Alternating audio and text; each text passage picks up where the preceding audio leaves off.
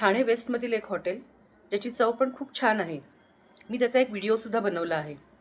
मी आता नाव सांगू इच्छित नाही, पण आम्हाला खूप खराब एक्सपिरियन्स आला. जेव्हा आम्ही तिथे गेलो, तेव्हा वेटरला ऑर्डर दिली. वेटर्स खूप कमी होते, हार्डली 1-2 वेटर्स होते. जागा खूप मोठी आहे, खूप टेबल्स होती. जेवण यायला खूप वेळ लागला. ठीक आहे, आम्ही थोडा वेळ बसलो, तर त्याचा काही आम्हाला प्रॉब्लेम नाही झाला. पण त्याच्यानंतर जेव्हा जेवण आलं, तेव्हा त्यांनी हॉटेलच्या पद्धतीप्रमाणे कांदा, लिंबू हे पहिलं ठेवतात आणि मग भाजी आणि रोटी वगैरे हे असतं. पण तसं काहीच नाही झालं. त्याने डायरेक्ट जेवण आणून दिलं. आम्ही त्याला सांगितलं, की आम्हाला एक कांदा आणि लिंबूची प्लेट आणून दे. पण आमचं अर्धं जेवण झाल्यानंतर त्याने आणून दिली. आमच्यासमोर एक माणूस बसला होता. त्याने एक फिश थाळी मागवली होती आणि तो पण कंप्लेंट करत होता. त्याने अर्धं फिश टाकूनच दिलं, कारण आय थिंक सो ते स्टेल फिश होतं.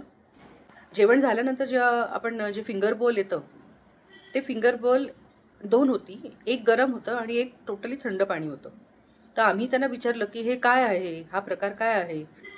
हे तुम्ही असं कसं चालवता आहात?" ते "नाही, आमचा स्टाफ कमी आहे." आता स्टाफ कमी आहे हे उत्तर नाही आहे. कारण जेव्हा तुम्ही हॉटेल उघडता, यू नेव्हर नो की किती कस्टमर्स येतील, कमी येतील, जास्त येतील. तर ह्याच्यासाठी तुमची प्रिपरेशन हवं ना. पहिल्यांदा आम्ही स्टार्टर म्हणून मांदेली फ्राय मागवलं. तर ते मांदेली फ्राय त्यांनी थंड आणून दिलं.